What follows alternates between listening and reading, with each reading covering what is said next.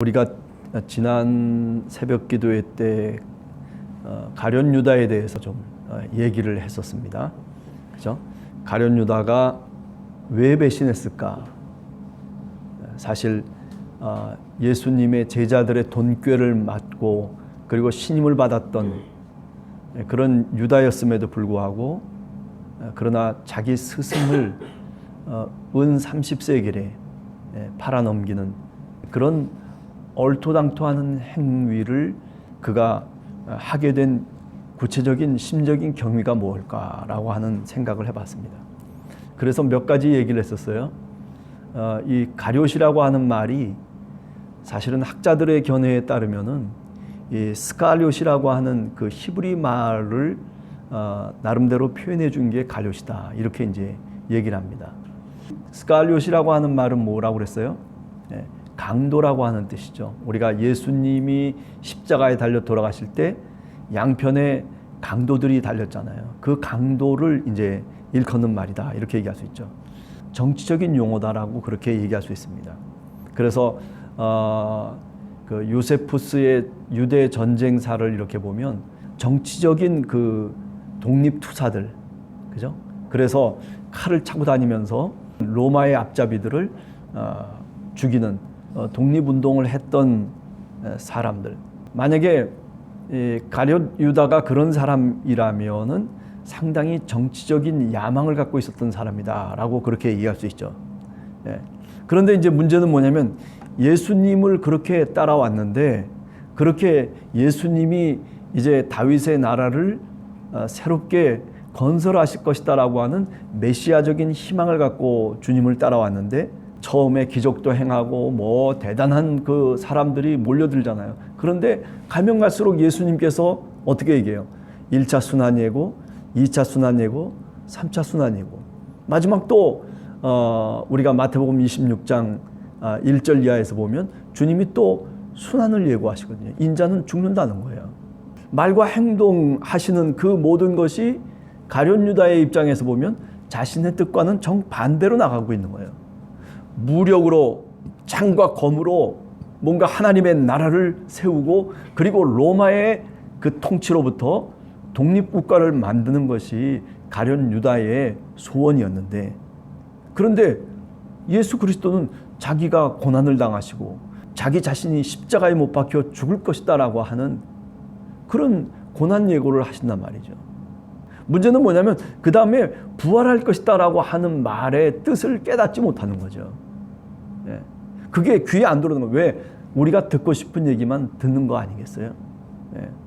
예수 그리스도를 향한 소망이 있었는데 그 소망의 끈이 끊어져 버리는 거죠. 그러다 보니까 어떻게 돼요?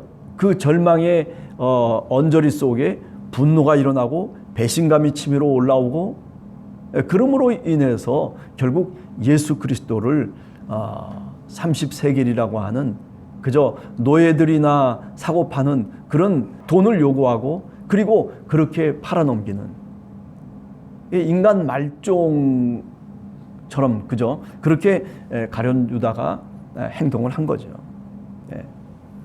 은 30세겔에 팔아넘기고 그 마음이 편했겠습니까? 그죠? 그래서 가룟 유다의 배신의 결과가 어떠했느냐 하는 것이 사도행전 1장 18절과 19절을 보면 거기 잘 나와 있습니다. 사도행전 1장 18, 19절을 읽어보면 어떻게 가룟 유다가 최후를 마치게 되는지에 대한 그 결과를 얘기하고 있어요. 불의의 싹스로 밭을 사고 후에 몸이 곤두박질 쳐져서 배가 터져 창자가 다 흘러나온 채로 죽었다라고 하는 거죠. 가룟 유다 입장에서 보면 그분이 정말 부활하시고 그리고 그분이 정말 하나님의 아들이라고 그가 깨달았을 경우에 그때 얼마나 참 비참했겠습니까? 그래서 그 핏값으로 30세겔이라고 하는 그 핏값으로 말하자면 땅을 산 거죠. 밭을 산 거죠. 그래서 그 밭의 이름이 뭐냐면 아겔다마, 히브리 말로 아겔다마죠. 피밭이라고 하는 그런 의미입니다. 사도행전이 우리들한테 얘기하고 있는 내용을 보면 많은 사람들이 그 땅을 그렇게 부른다라고 하는 거죠. 예.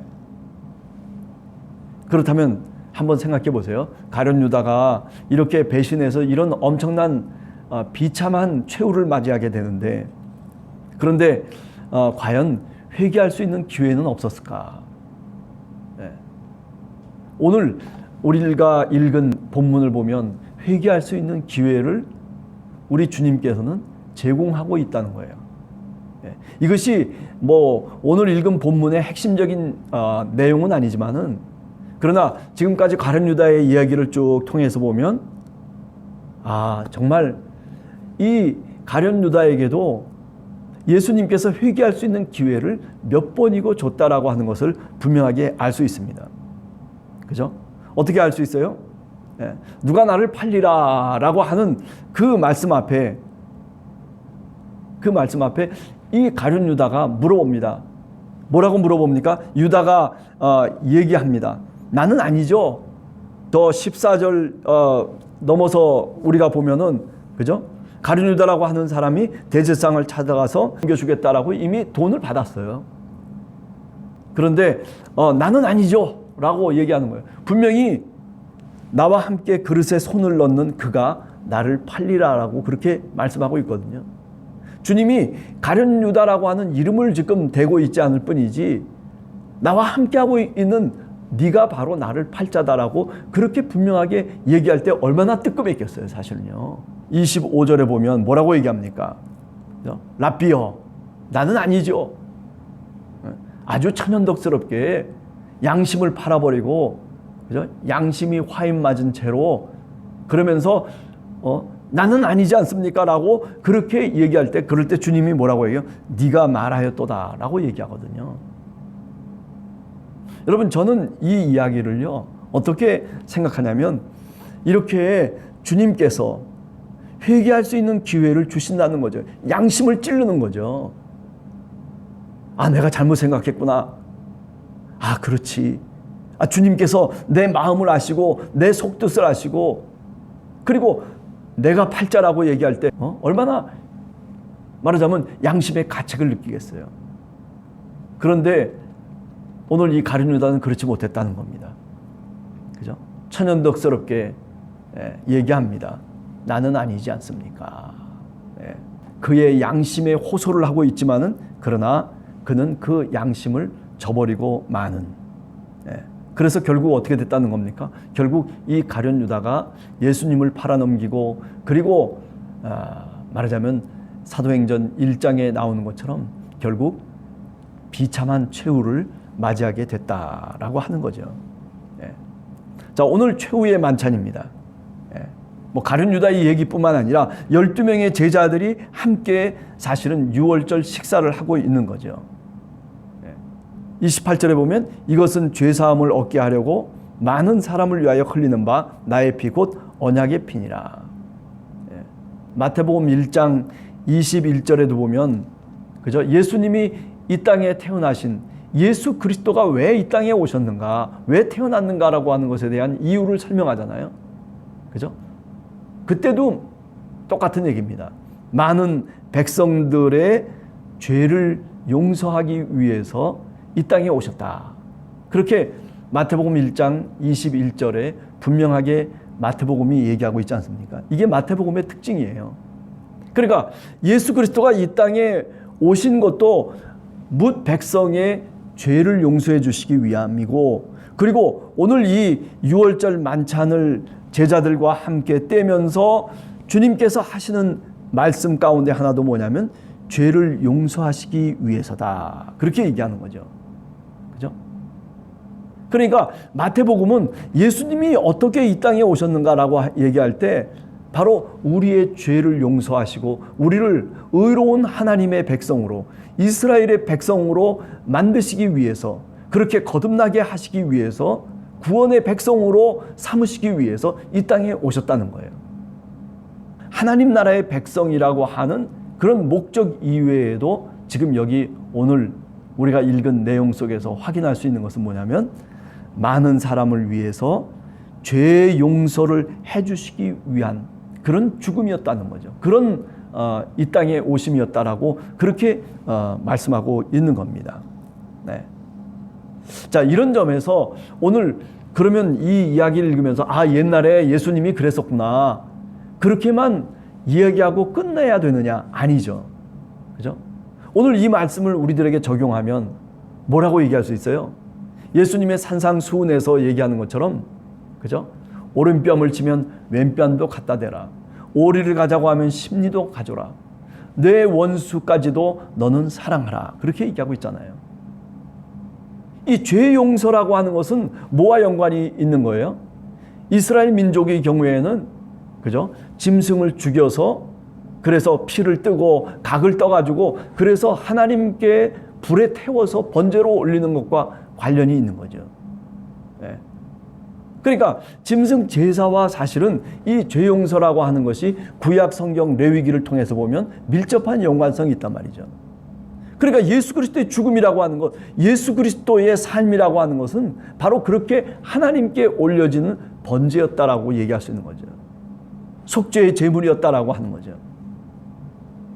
번제물로, 속죄의 제물로 자신의 피를 세상 속에 뿌리고, 그리고 자신의 몸을 각을 떠서 그래가지고 하나님께 불태워지는 바로 그 짐승처럼, 그 어린 양처럼 이 땅에서 자신의 삶을 사셨다는 거죠.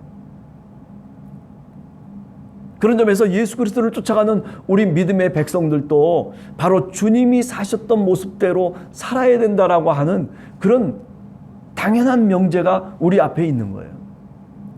네.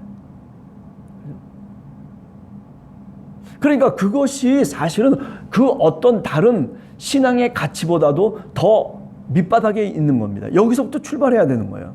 야, 우리가 예수 그리스도를 믿으면 더 행복해질 수 있습니다. 예수 그리스도를 믿으면 우리 자녀들이 잘 됩니다. 예수 그리스도를 믿으면 사업을 한 것들이 번창합니다. 예수 그리스도를 믿으면 복이 옵니다. 예수 그리스도를 믿으면 건강해집니다. 예수 그리스도를 믿으면 사람이 지혜가 생깁니다. 뭐 이런 등등의 얘기들을 통해 가지고 예수 그리스도를 얘기하긴 하지만은, 그러나 사실은 우리가 믿는 목적이 마치 예수 그리스도가 아니라 다른 어떤 세상의 그런 어떤 가치를 추구하는 그런 모습으로 말하자면 나가게 만드는 거죠. 그래서 신앙이 왜곡돼 버리는 거예요.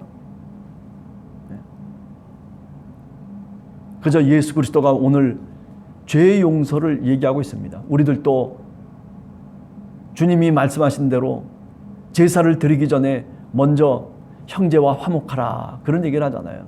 예? 잘못 이야기하고 나를 비난하고 나가라고 얘기해도 용서하라는 거예요. 아니 몇 번씩 용서해야 됩니까? 70번에 70번씩이라도 용서하라는 거 아니겠어요? 그러니까 사실 그런 말씀 앞에 우리가 죄인인 것을 고백하고 우리가 겸손해질 수밖에 없는 거거든요. 주님은 자기 백성을 위해서 죄의 사함을 얻게 하시기 위해서 그렇게 피를 흘리셨다라고 하는 것을 오늘 또 우리가 기억해 보면서 그렇습니다. 하루를 살 때 좀 참고 살 수 있고, 좀 내 것을 다른 사람에게 나눠줄 수 있고, 그리고 내가 좀 손해를 보더라도 그리스도의 이름으로 그 손해를 내 스스로 좀 더 참아낼 수 있는 그런 우리 함께하는 교회의 성도들이 다 되시기를 간절히 주님의 이름으로 축원합니다. 같이 기도하겠습니다.